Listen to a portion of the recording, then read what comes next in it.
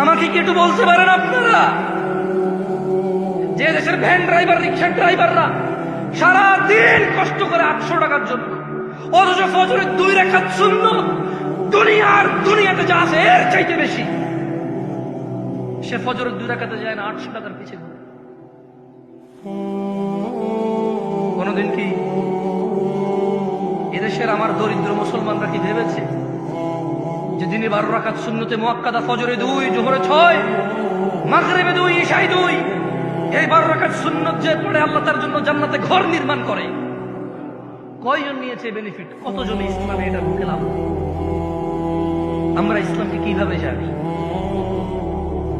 শুধু বিয়েতে কবুল আমাদের ইসলাম সম্মত, বাকি বউ যে কাপড় পরে, জামাই যে কাপড় পরে, যেখানে বসে বিয়ে হয়, যে বিয়ে পড়া, যে উকিল হয়, যে সাক্ষী হয়, সবকিছুতে ইসলাম কোথায়? মুসলমানের বিয়েতে ইসলাম কোথায়? মুসলমানের বিয়েতে ইসলাম কোথায়?